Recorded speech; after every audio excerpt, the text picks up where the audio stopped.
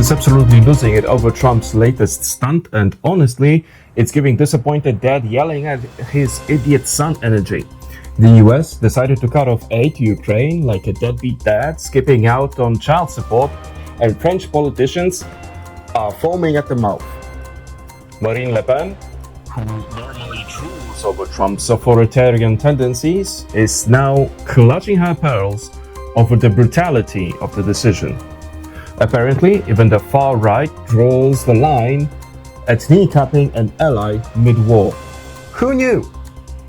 Meanwhile, Gabriel Attal, France's Prime Minister, went full Shakespearean rage mode in front of the French National Assembly, condemning Trump's treatment of Zelensky as a staggering show of brutality. Basically, Trump ghosted Ukraine harder than a Tinder date after realizing their match has an Android phone. François Bayrou, a centrist politician, also chimed in, probably sensing an opportunity to get his name in the headlines. He called Trump's behavior a catastrophic betrayal, which is French for "we know you're a selfish clown, but even we thought you had some basic survival instincts." Then there's Zelensky. The man's been running a real-life war movie for over 2 years now. The US is basically handing Putin a golden ticket. The Oval Office turned into a WWE SmackDown, with Trump allegedly insulting Zelensky to his face, in a move that screams foreign policy crafted by a reality TV host. Long story short, Trump pulled the rug out from under Ukraine. French politicians are channeling their inner Les Miserables, and Putin is probably sipping vodka while watching the chaos unfold. The leader of the free world has once again proven that loyalty means nothing if it doesn't come with a Trump Tower licensing deal. This is rich.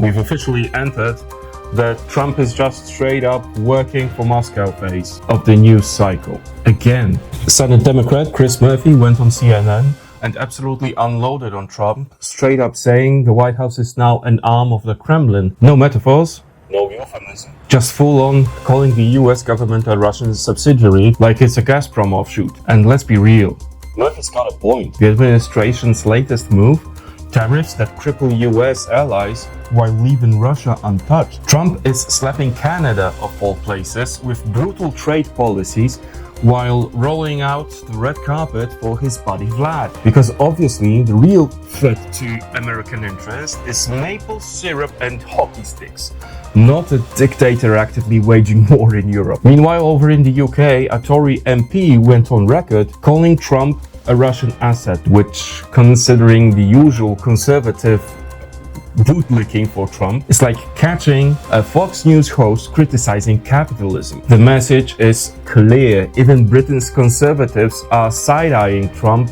like he just farted in an elevator. But don't worry, Trump's got bigger priorities than proving he's not a Putin puppet. Like, say, potentially shutting down the US government? Again? Because why not a domestic collapse to the foreign policy disaster? This time it's over tariffs and spending fights, because if there's one thing America needs, it's another economic meltdown engineered by a man who thinks that is a thing that happens to other people. So to summarize, senators are openly calling Trump a Kremlin stooge. The UK's Conservative Party is reluctantly joining in. Canada is suddenly America's #1 enemy. The US government might implode because Trump thinks governing is optional. Good fucking luck, everyone. You thought that Betsy DeVos was bad? Get ready for Linda McMahon, because apparently running WWE and laundering Trump's campaign money makes you perfectly qualified to oversee American education. Yes, folks, the US Senate just confirmed McMahon as Education Secretary, and Democrats are in full panic mode over what this means for public schools. Because, you know, the Trump administration's education policy has always been burn it down and let the private sector sort it out. And with McMahon in charge, expect fewer teachers, more unregulated charter schools, and maybe a smackdown-style approach to resolving funding disputes. According to Democracy Now!, Senate Republicans pushed her through while openly scheming about how to dismantle public education, because really, what's a better investment in America's future than leaving kids at the mercy of a billionaire-backed private institutions? Meanwhile, over at the Bulwark, the chaos doesn't stop with education. Trump, Musk, and their new best friend Doge, whatever the hell that is at this point, seem to be actively dismantling the federal government. Like, not even pretending anymore. The plan seems to be install unqualified cronies in key positions, gut any institution that provides public service, redirect money to private interests, cry government overreach when people complain, and if you think Greenwich, Connecticut is safe from this mess, think again.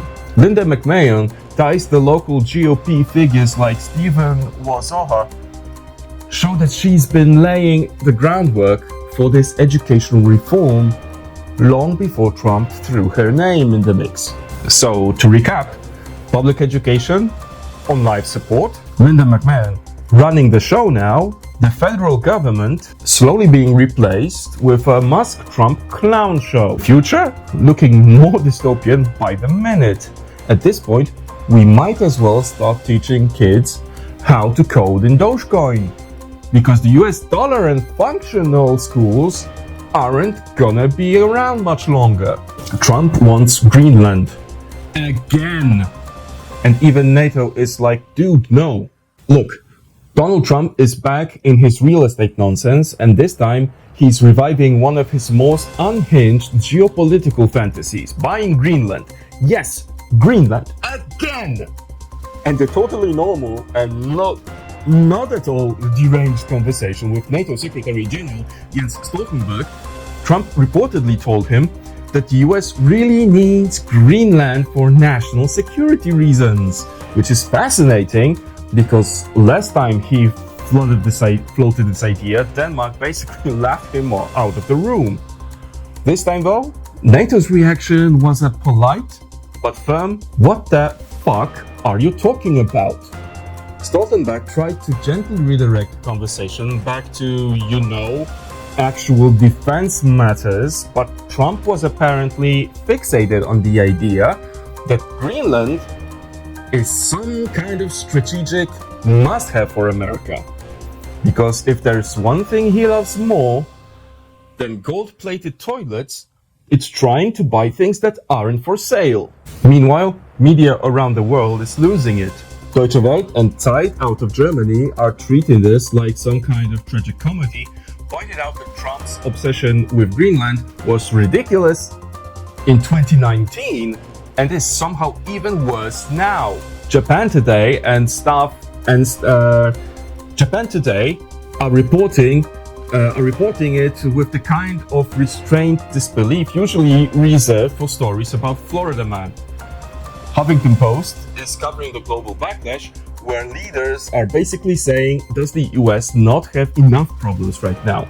The Nigeria's Daily Post highlights that NATO officials are increasingly worried about Trump's erratic foreign policy, but are too afraid to outright tell him he's being an idiot and a dick. But let's break this down. Why does Trump want Greenland? No one knows, but he thinks it's vital to US national security. Does he understand that Greenland belongs to Denmark? Unclear. Would Denmark even sell it? They didn't when he was president, and they definitely won't. They didn't the last time, and they definitely won't now. Will he let this go? Absolutely fucking not. At this point, Trump is trying to buy Greenland. Trump trying to buy Greenland is like your drunk uncle insisting he can outbid Elon Musk for Twitter. It's not happening, but he just won't shut up about it. Trump's US aid loyalty test, now with extra paranoia. Trump's administration is back at it, turning government agencies into a loyalty cult.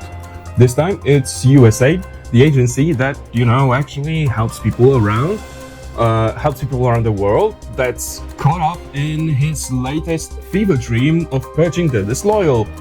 According to Associated Press News, USAID employees received a questionnaire that sounds like it was written by someone who spent too much time watching McCarthy-era propaganda films. The survey reportedly demanded to know employees' political affiliations, their opinion on Trump, and even their stance on UN programs. Because obviously, giving food to starving kids overseas is now a deep state conspiracy. Let's be clear. Why is this happening? Because Trump and his goons are convinced that government workers are part of some massive globalist plot against him. Is this legal? Not even close. Forcing employees to reveal their political beliefs is basically screaming, hello, lawsuit. What happens if they fail the test? Given Trump's history, probably fired, exiled, or labeled as a woke Marxist infiltrator. This is just one more step in Trump's war against international cooperation. He already got US aid funding, threatened to leave the United Nations, and treats diplomacy like a reality TV show where he's the only contestant. So if you're wondering, how far will Trump go to make government a personal loyalty club? Congratulations. We've reached the political interrogation phase. A new Reuters Ipsos poll shows that a significant chunk of Americans are finally starting to worry that Trump might be just a little too cozy with Russia. You don't fucking say. What tipped them off? The years of him publicly drooling over Putin, the whole Russia, if you're listening, or maybe the multiple intelligence reports screaming, this guy is a security risk, that his supporters conveniently ignored.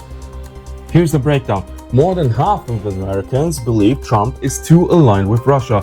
Even among Republicans, cracks are forming, with some actually noticing that backing a guy who constantly defends Putin might not be the best look. Why now? Maybe it's his recent comments suggesting NATO allies should pay protection money, or else he'll let Russia do whatever it wants. Because, nothing says America first like threatening to let an authoritarian regime steamroll Europe. But hey, who could have seen this coming? Alright, literally anyone paying attention since 2016!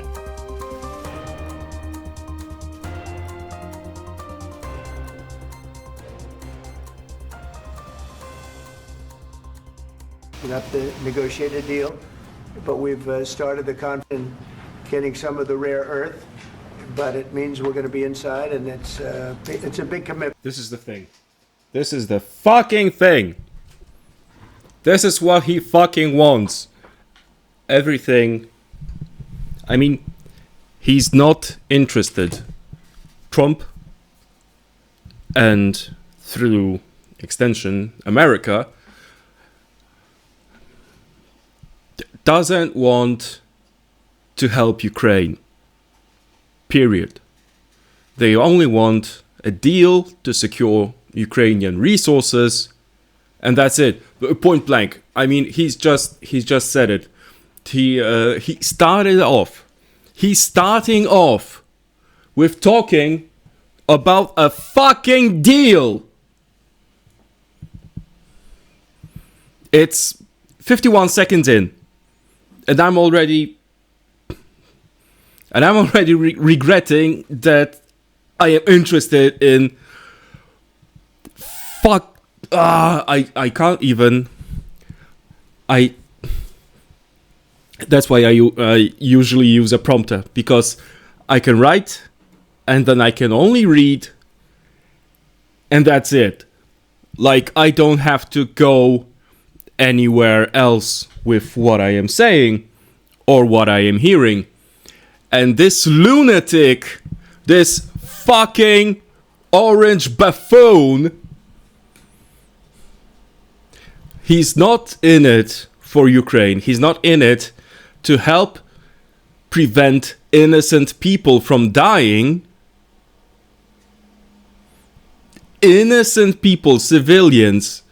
He's not in it to prevent innocent people from dying. He's in it to secure a fucking deal. A deal for resources, because he knows he's fucked. everything that is happening, ICE hunting down immigrants, detaining and arresting people who look like they are not American citizens, including Hispanic peoples who have voted for Trump, are being detained.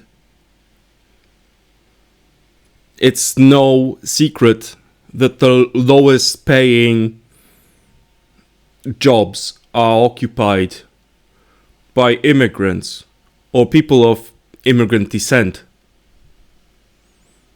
And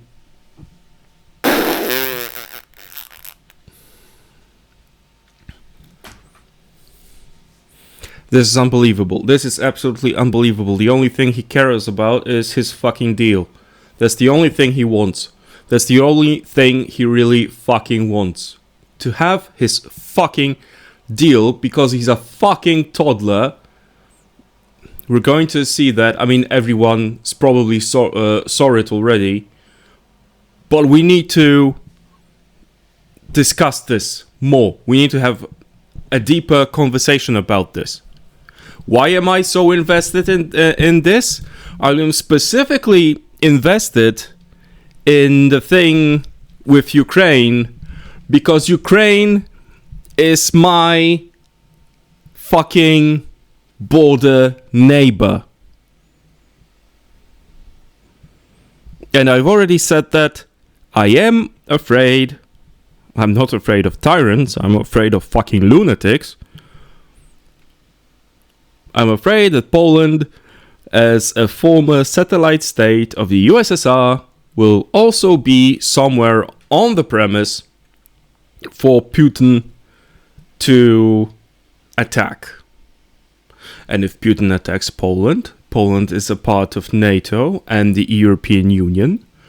So, okay, the EU doesn't have their own military, but NATO does.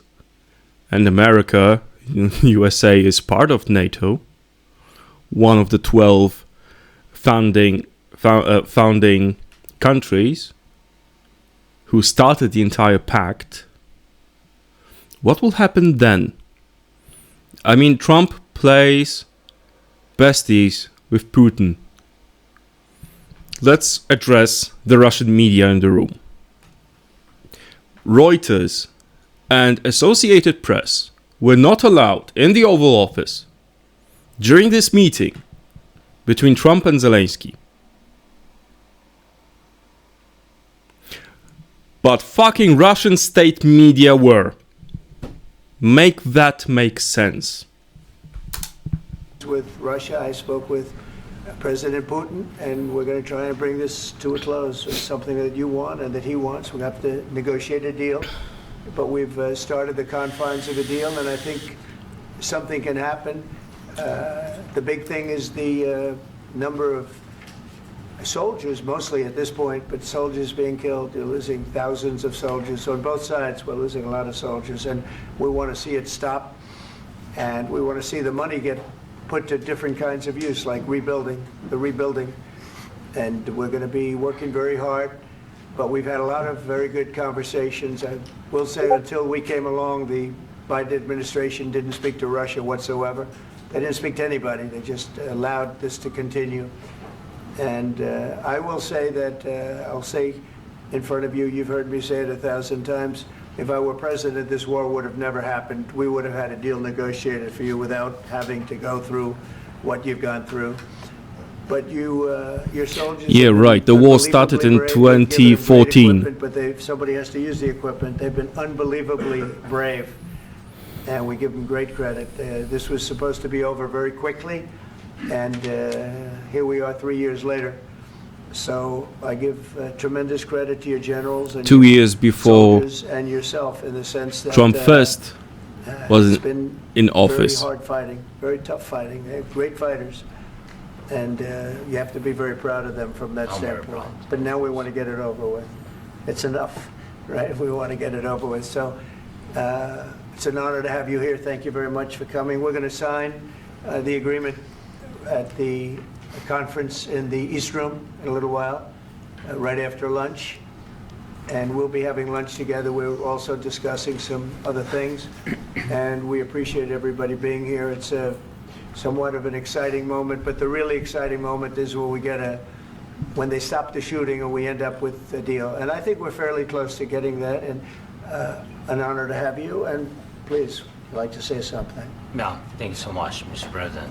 Thank you for invitation. And really, I hope that this first document, will be first step to real security guarantees for Ukraine, our people, our children. I really count on it. And of course, we count that America will not stop support. Really, for us, it's very important to support and to continue it. I want to discuss it with details further during our conversation, and of course, the infrastructure or security guarantees. Because for today, I understand what Europe is ready to do. And of course, I want to discuss with you what United States will be ready to do. And I really count on your strong position to stop Putin. And you said that enough with the war. I think that is very important, Ben, to say these words to Putin at the very beginning of war, because he is a killer and terrorist. But I hope that together we can stop him. But for us, it's very important to, to save our country, our values, our freedom, democracy, and of course, no compromises with the killer about our territories. But it will be later. And of course, what I wanted, we spoke about it by phone with you about the drones production. We have very good drones production. I think the best one in the world for today because of the war. Yes, and of course, we need very much the air defense. You have the best air defense in the world, and really you helped us under attacks of Russians. And I want to speak how we can exchange the licenses. We're open to share the licenses of all our drones with you, of course, with the United States. And we need licenses for quick production of air defense. Even after the war, we need our nation to be calm, that we are secure. So that's why we need this air shield. And of course, about this, I want to speak about the contingents. I think that France and UK already spoke to you, and we know that Europe is ready, but without the United States, they will not be ready to be as strong as we need. And then the last point, last not least, about exchange, about our people and children. And you know that this crazy Russian, that they stolen 20,000 of children, Ukrainian children. They changed their names, they changed their families, relatives, and now they're in Russia. We want to bring them back.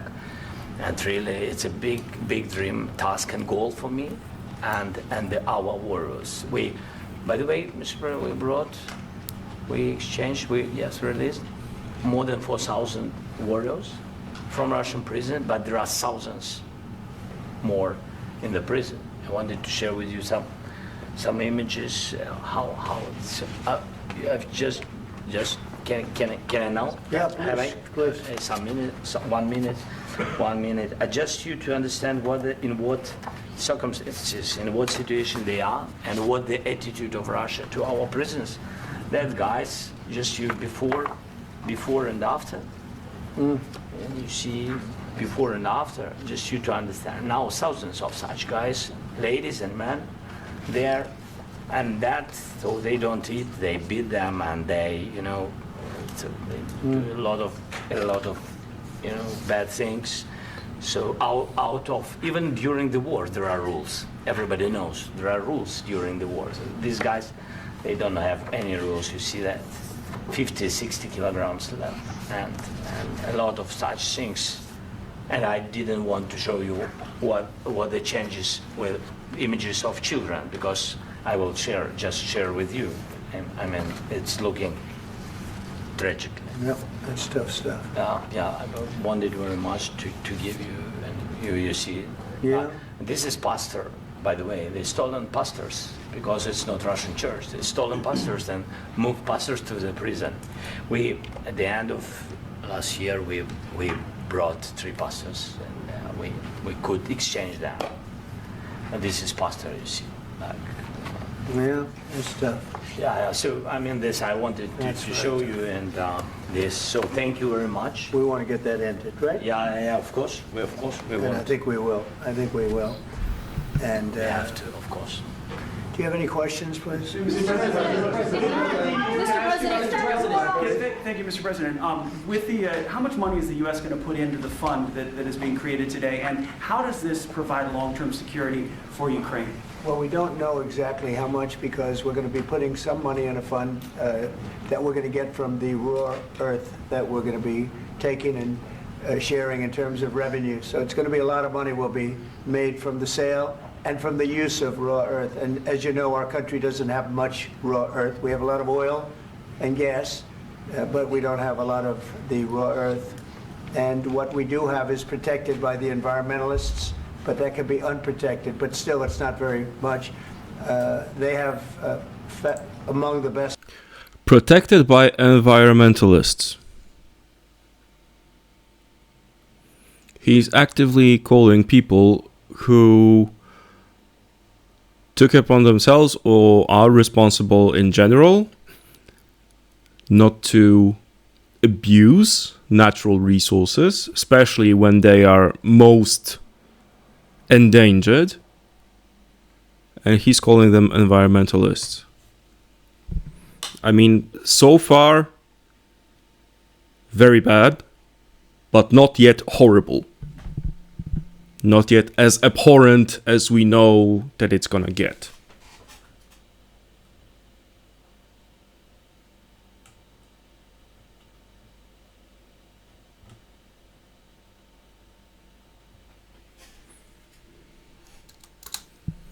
In the world in terms of raw. So we're Oh yeah, and what is protected can be unprotected.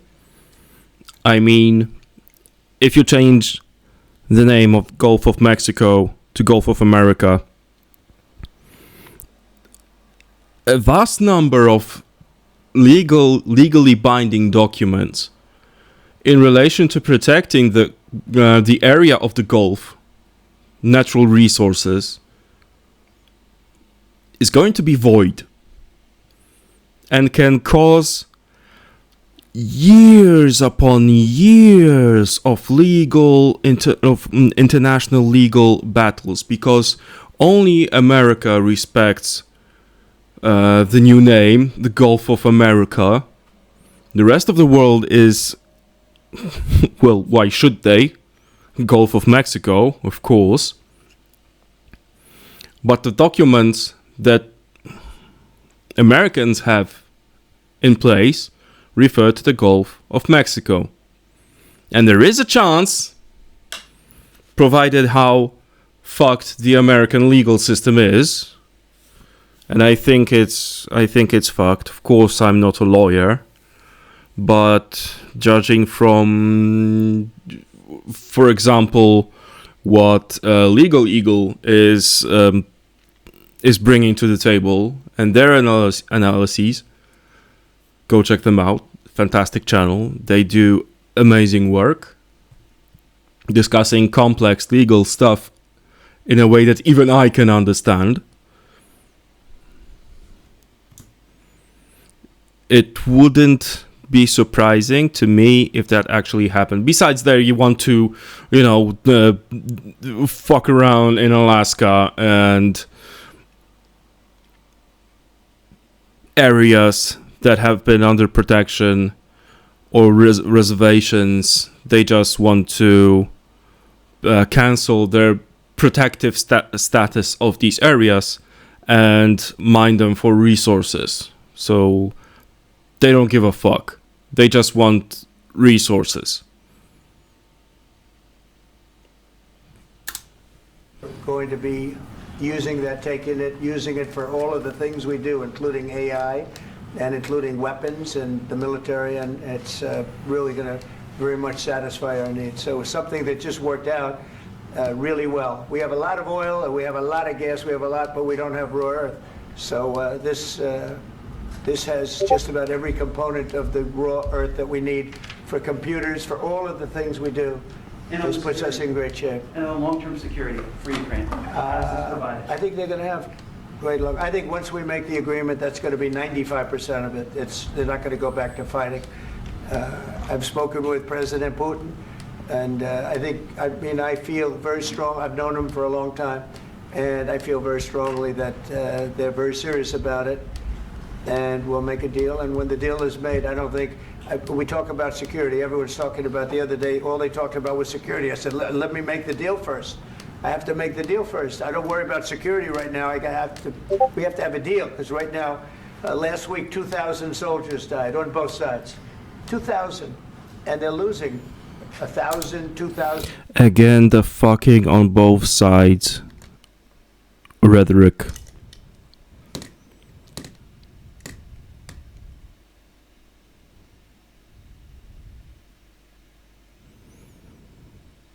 There were fantastic people. There were decent people on both sides. Except that one side is a fucking invader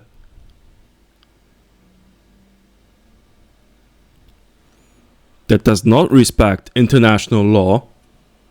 Like Zelensky said, there are rules when you're at war.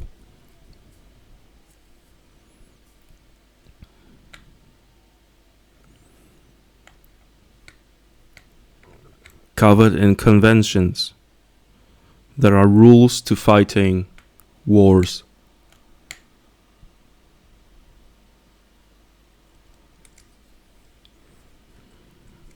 But I don't think it comes as a surprise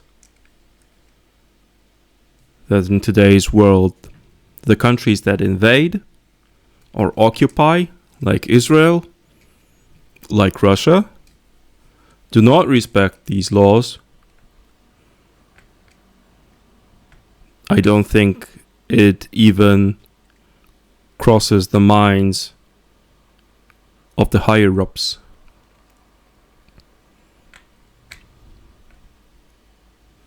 Maybe to some, but there's been too much going on for me to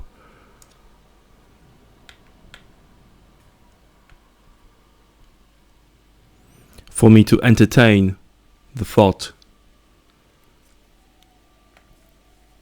of higher-ups or generals or politicians that want to take these rules into consideration or are thinking about this. I just think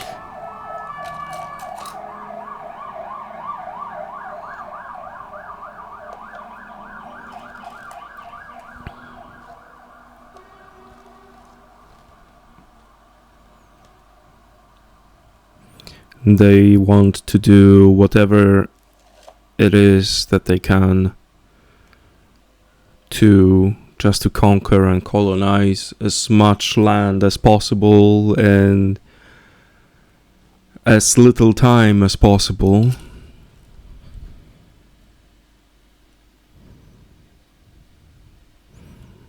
And yeah, coming back on both sides.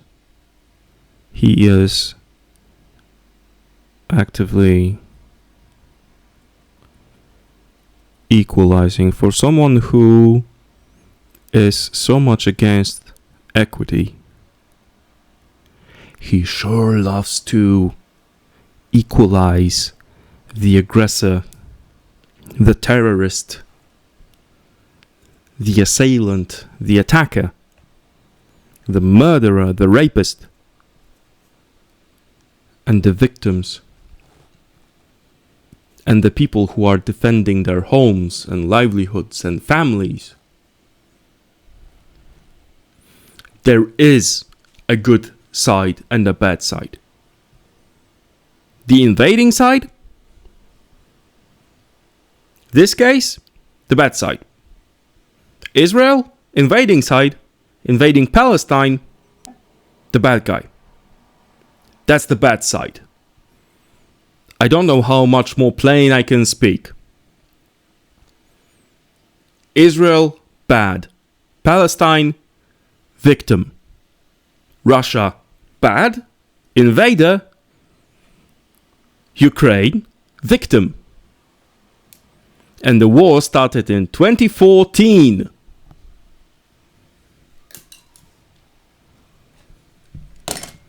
Not fucking 2-3 years ago. Dumbass. 3,000 a week. So as we sit here and we talk, people are getting shot and dying on the battlefield. And, you know, they're not American soldiers, but they're Russian soldiers and they're Ukrainian soldiers, and we want to be able to stop it. And we want to be able also to spend money on other things. We don't want to, this is a tremendous amount of money. And what the Biden administration did was terrible. They were giving money, but he had no security on the money. Europe, as you know, gave much less money, but they had security. It was in the form of... Wrong. They get their money back, and we didn't. And now... Also wrong. Protected, because the American taxpayer has to be protected too. But...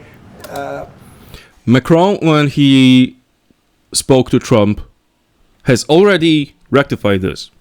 I mean, he stopped Trump spewing his bullshit and corrected him. And here he is again, spewing the same fucking bullshit. Europe gave more to Ukraine, and Europe did not get their money back. At least not entirely, as this fucking guy wants to put it. This is an incredible agreement for Ukraine, because we have a big investment in their country now, and what they have, very few people have. And we're able to really go forward with very, very high-tech things and many other things, including weaponry that we're going to use in many locations, but that we need for our country. Mr. President, This allows us to do this. I'm sorry. military aid. Yes, go ahead, please. If I can just yes. In the document, there is one of the very important points if we speak about business and investment. We never had LNG terminals in Ukraine. This document will open. I mean, the next documents, but anyway, here we see in the framework, we see a really goodwill for this. LNG terminals for us is very important, and I think for security of European continent. We have the biggest storage, gas storage. We have the biggest in Europe. Yes, and we can use it for LNG, use it for LNG, and we will do it. And really, we can help Europe, because Europe really helped. President Trump said that they made less support, but they are our friends, and they are our very supportive partners. They really gave a lot, Mr. President. They did. They gave a lot, but they gave much less. No. Much less. No. No. No. Okay.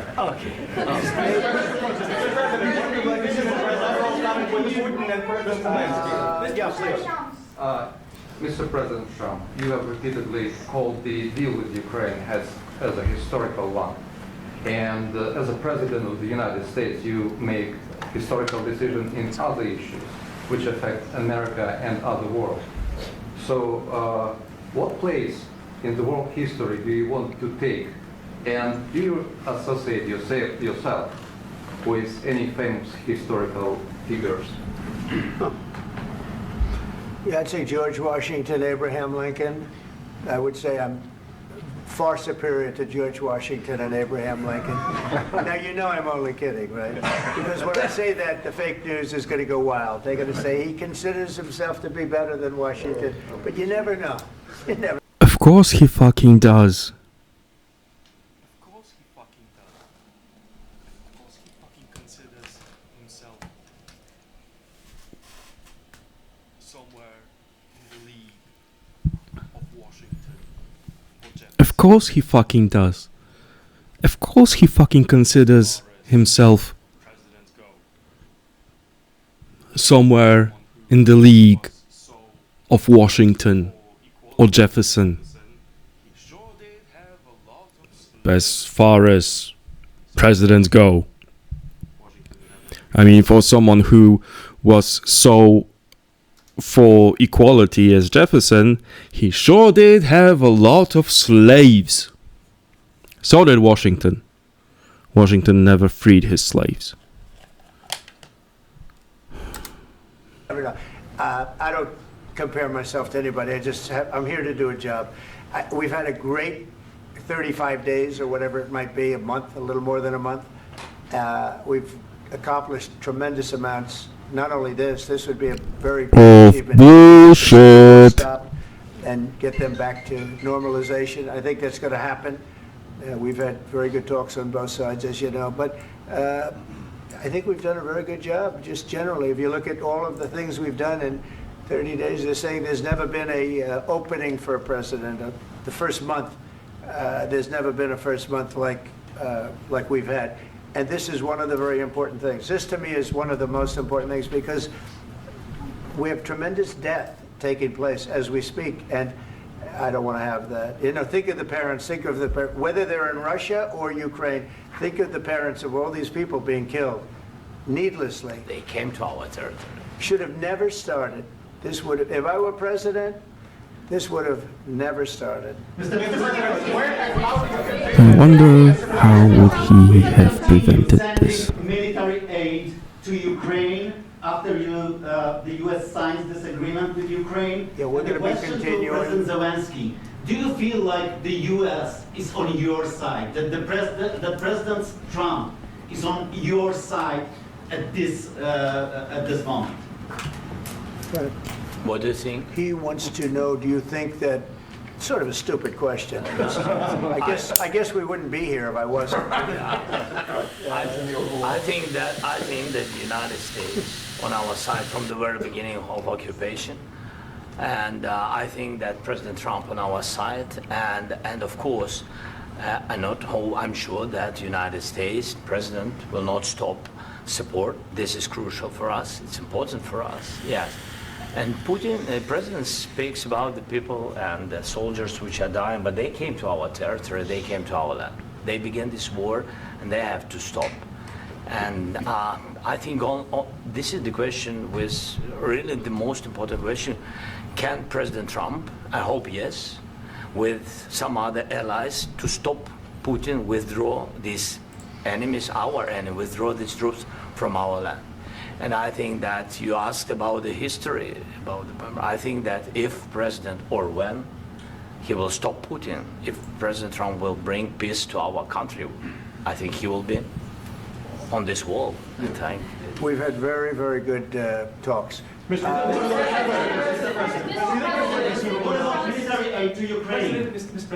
Zelensky just said that there will be no compromises with Vladimir Putin. I just wanted to ask both of you, firstly, are there compromises that you think that President Zelensky is going to have to make? And President Zelensky, is there anything that you might be thinking that you may be able to offer or bring to the table, for example, elections? Thank you. I think you're going to have to always make compromises. You can't do any deals without compromises. So certainly he's going to have to make some compromises, but hopefully they won't be as big as some people think you're going to have to make. That's all. That's all we can do. I'm here as an arbitrator, as a mediator to a certain extent between two parties that have been very hostile. To put it mildly, they've been very hostile. There's been a vicious war. There's been a vicious war. You know, it's a very level battlefield, and those bullets go out, and as I've said many times, we were talking about it with Pete, many times the only thing stopping those bullets is a human body. And in the case we're talking about, generally young human bodies are stopping a lot of bullets. It's dead level. That's why it's great farmland. It's great land. It's great farmland, but there's very little protection against the bullets that are being, and other things that are being shot. What the fuck is he talking about? He feels that he needs to say something, so he's saying anything. I am at a loss for words. I don't know how to comment on this because he feels that he needs to say something, so he's saying anything. So all I can do is see if I can get everybody at the table and get an agreement. I think we're going to end up with an agreement. Otherwise, I wouldn't probably be even here today. think, compromises? Mr. President, I've got two questions for you. You think ultimately your legacy will be the peacemaker and not the president that led this country into another war and ended foreign wars? And I've got a question. I hope it will. I mean, I hope I'm going to be remembered as a peacemaker. Also, Zelensky was never given the courtesy of answering the question because the question partially was addressed to him specifically. This would be a great thing if we could do this. I'm doing this to save lives more than anything else. Second is to save a lot of money, but I consider that to be far less important. So I hope I'm going to thank you, Brian, for that question. It was a nice Bullshit. question.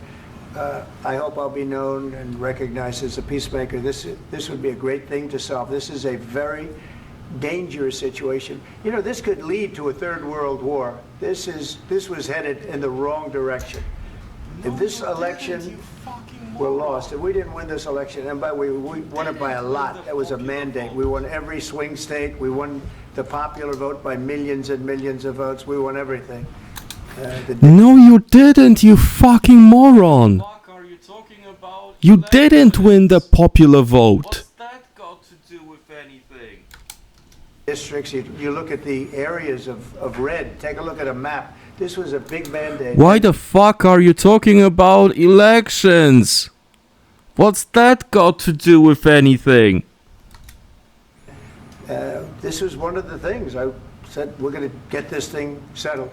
If we didn't win, I think this could have very well ended up in a third world war, and that would not have been a good situation. What was your second question? And my second question for President Zelensky: why don't you wear a suit? You're at the highest, why don't you wear a suit? You're at the highest level in this country's office, and you refuse. This guy has had a second question. The same guy got the second Like, question, and this is... or I'm mixing up voices, but I am pretty confident that the same guy got the second question, and this is... Because his country is at fucking war.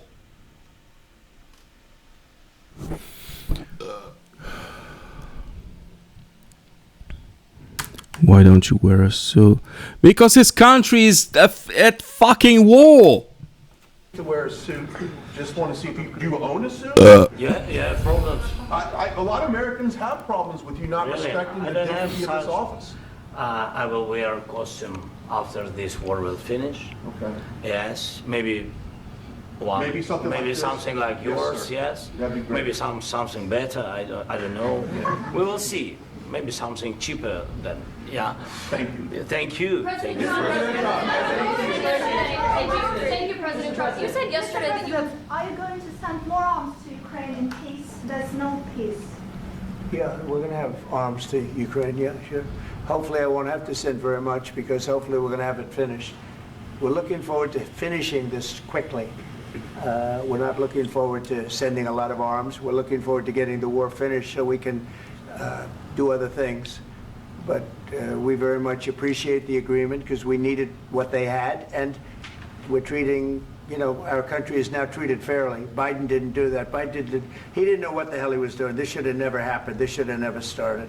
But, sure, the answer is yes, but hopefully we won't have to send much because I'm looking forward to getting it done quickly, very quickly. Does that mean you'll provide security guarantees, Mr. President? I don't want to talk about security yet because I want to get the deal done. You fall into the same trap like everybody else. A million times you say it over and over. I want to get the deal done. Security is so easy. That's about 2% of the problem. I'm not worried about security. I'm worried No, about... it's fucking not. There were already guarantees both sides signed. For example, a ceasefire, and they broke. The Russians broke the ceasefire. What the fuck are you talking about? How can you negotiate anything without putting security guarantees on the table? getting the deal done. I mean, he said that he's doing this to save lives. Yeah, security guarantees will save lives. not signing a deal to exchange resources. The security is the easy part. Security is very nice. Everybody stopped shooting. And now will Europe put people there? I know France is going to. I know the UK is going to. I know other countries are going to, and they happen to be right next door. We haven't committed, but we could conceivably. You know, we have security in a different form. We'll have workers there digging, taking the raw earth so that we can create a lot of great product in this country. So in that sense, you have something, but we haven't determined that yet. I will say, in speaking to France and in speaking to, and they were here, as you know, last week and just the other day, they have committed to a lot of security. I don't think you're going to need much security. I think once this deal gets done, it's over. Russia's not going to want to go back, and nobody's going to want to go back. When this deal ends, I really believe this deal is going to be over. Question? Please go ahead. Go ahead. Thank you, Mr. President, thank you. You had Mr. Macron and Keir Starmer at the White House this past week, both of whom praised your courage and conviction to lead the pathway towards peace. Yes. Part of that involved, though, re-engaging. Why aren't they letting Zelensky speak? Something that previous leaders lacked the conviction to do so. What gave you the moral courage and conviction to step forward and lead that? Well, I love this guy. Who are you with? One American News, sir. Well, that's why I like him. One American News does a great job. I like the question. I think it's a very good question. It's a pathway to peace.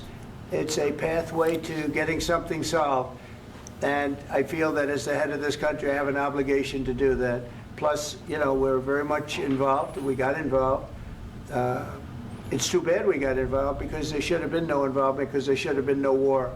And there shouldn't have been October 7th. That would have never happened. As you know, Iran was broke. They had no money to give to Hezbollah. They had no money to give to Hamas. They were stone cold broke. And then under Biden, they became rich as hell. They went from no money to $300 billion in a period of 4 years. And they gave a lot of that money away, and you see what happened. And that's a real mess also that we hope to be able to solve. But no, I appreciate your question very much. I feel I have an obligation to try and do something to stop the death. If I can answer, yes, if I can answer, Please, sorry, please. And I do like your clothing, by the way. Yeah, really? Even though I think he's a great guy, by the way. But I don't know if you two like each other. But you know what? I think he's dressed. I like this guy. I think he's dressed beautifully. So I have more serious things than answer on such questions. I will answer on more serious questions if I can. Yeah. So please, about security guarantees and about just ceasefire. We can't just speak about ceasefire and speak. It will not work. Just ceasefire will never work, because I'm like the president. I have this experience, and not only me. Ukraine before my presidency, from the 2014, Putin broken 25 times. 25 times he broken his own signature. 25 times he broken ceasefire. But he never broke to me. He never broke to me. No, you were the president. You were the president during. He never broke to me. In 2016, you've been the president, Mr. President. You've been the president, but he had, of course, not with you, but he had during those periods. He had conversations with our side, and we had Normandy format. You know, the France, Germany, Ukraine, and Russia, and he broken 25 times. That's why we will never accept just ceasefire. It will not work without security guarantees.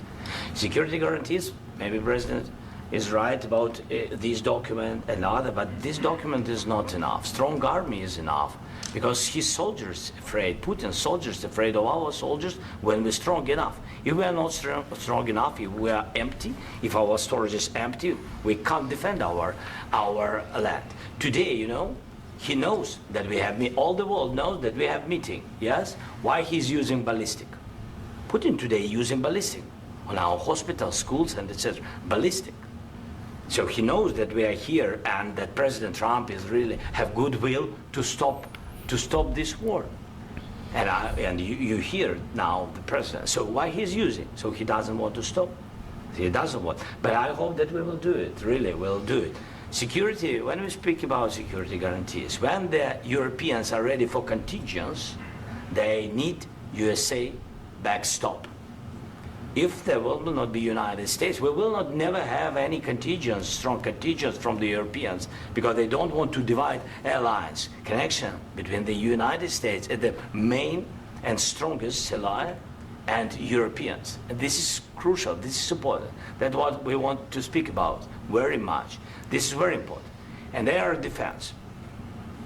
So air defense, really, we have big deficit with all these systems, and we need to provide this. We need it very much. Otherwise, Putin will never stop, and will go further and further. He doesn't want. He hates us, you know? It's not about me. He hates Ukrainians. He thinks that we are not a nation. He thinks, and he shared these thoughts, I think maybe with your team also, I don't know. But with all the Europeans, in media, officially and not, he always said that there is no such country, such nation, such language, and such life like Ukrainian. No, he really doesn't respect all the Ukrainians, and he wants to destroy us. And you are right, Mr. President, that's 2%. This document, maybe other documents, it's a very good start, very good, but it will not enough to stop this person. Should Russia pay to rebuild Ukraine? Mr. President, under these Should Russia pay to rebuild Ukraine? They have to pay. This question. This is the rule. This is the rule of the war. This is the rule of the war. During all the centuries, all the history, this is the rule of the war. Who began, those pay. Do you agree? This is the rule. Putin began this war. He has to pay all money for innovation. He has to pay. Of course, some Russian assets, what we have in Europe, about 300 billion, we can use them. We can use for innovation and buy military support from the United States also. We can do it, but it's not enough. It's not enough. President, under these circumstances, do you envision a trilateral summit with Putin and President Zelensky? Wait 1 second. I asked this question that you didn't like because I wanted to know if you want to position yourself in the middle between Russia and Yes. Ukraine, or on the Ukraine side. No, I'm in the middle. I want to solve this thing. I'm for both. I want to get it solved. And it's wonderful to speak badly about somebody else, but I want to get it solved. If we can solve it, great. If we can't solve it, they're going to have to fight it out, and who knows what's going to happen. But I want to see it get solved. May I follow up? One more question about U.S. troops in Europe. After Russian invasion of Ukraine, your predecessor sent additional troops to Eastern Europe, including Poland, my country. Yeah. Are you committed to keeping these troops on the eastern flank of NATO in the future? I'm very committed to Poland. I think Poland has really stepped up and done a great job for NATO. They, as you know, they paid more than they had to. They are one of the finest groups of people I've ever known. I'm very committed to Poland. What about Baltics? Poland's in a tough neighborhood, you know. What about the Baltics? The Baltics, they got a lot of, it's a tough neighborhood too, but we're committed. We're going to be very committed. He doesn't have a fucking clue what the Baltics are, what the Baltic states are. He's like a fucking... It's like you ask a difficult question your student in primary school or in high school. This is the level of answering questions. And we're committed to NATO. But NATO has to step up, and the Europeans have to step up more than they have. And I want to see them equalize, because they are in for far less than we're in. And they should be at least equal. You understand that? Why is the United States, we have an ocean in between. Why is the United States in for so much more money and other things as Europe? With that being said, and as you said, they've also been obviously very helpful. But we have put in far more than they have. And I think they should equalize. Mr. President, Please, go ahead. About the agreement again today, what changed between the first time that Secretary Bessent gave President Zelensky the agreement and today for the signing? We made a deal. So What was the deciding factor? I'm a business person. We made a deal. That's what changed. Mr. President, I didn't think we were going to make a deal. And We ended up making the deal, so that changed. Mr. President, what and how do you envision a trilateral summit with President Zelensky and Putin? I don't know, under but these well, they circumstances? don't like each other, I can tell you that. Okay? They do not like each other. This is not a love match, and it's unfortunate. That's why you're in this situation. The United States should not have allowed this to happen, okay? The United States, run by a man that didn't know much, I'm going to be very nice, run by an incompetent person, very incompetent person, should never have allowed this to happen. I've stopped wars. I've stopped many wars. My people will tell you, I stopped wars that nobody ever heard about. I stopped wars before they ever started. You can look at some of...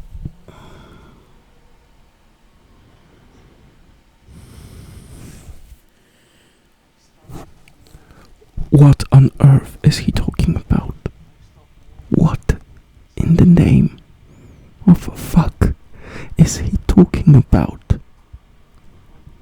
I've stopped wars that you never even heard of. I've stopped wars before they even started.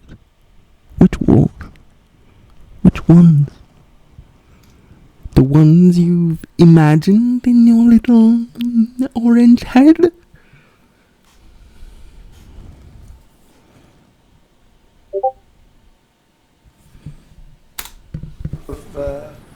I could give you a lot of nations that would tell you right now they were probably going to war. I could tell you right now there's a nation thinking about going to war on something that nobody in this room has ever even heard about. Two smaller nations, but big, still big. And I think I've stopped it. But this should have never happened. Sorry, just a second. About any negotiations. First of all, I want really to tell you, and I think that everybody understands that Ukraine, more than Ukrainians, nobody wants to stop this war.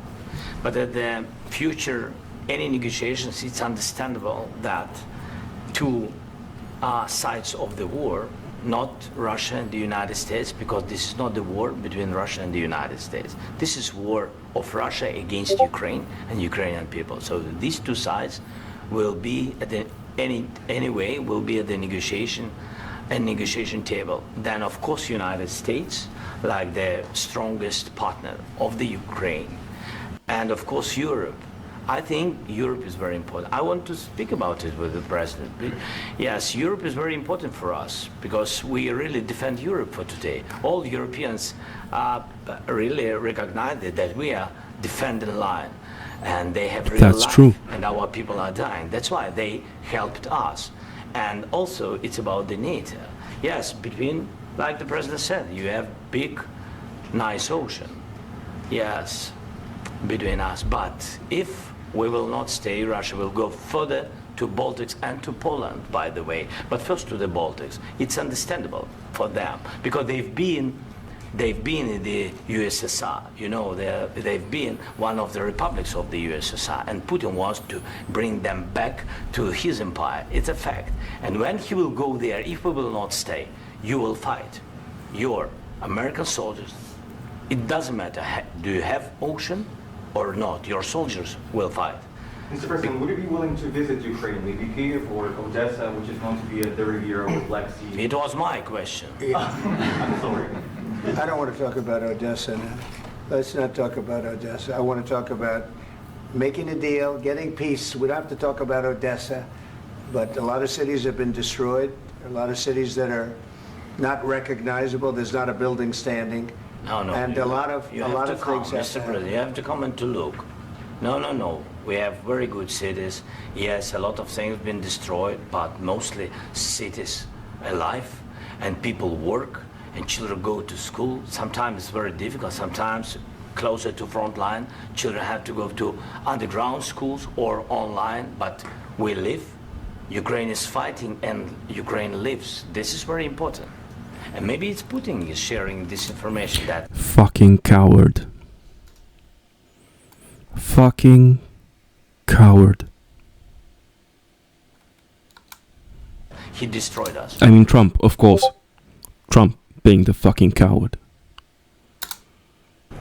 No, he lost 700,000 people.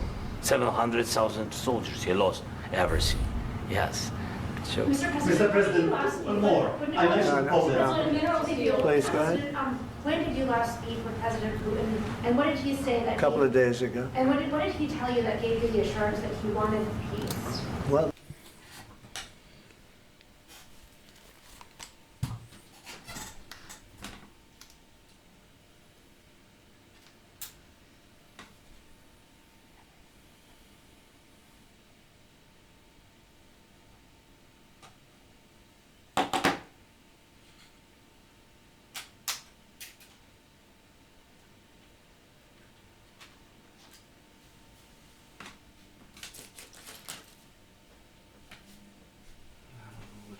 Good, which one is not. God fucking damn it. Change. Let's see. Yes, I did.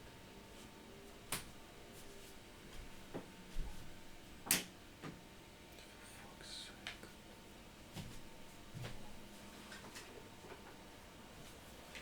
This one is most definitely charged.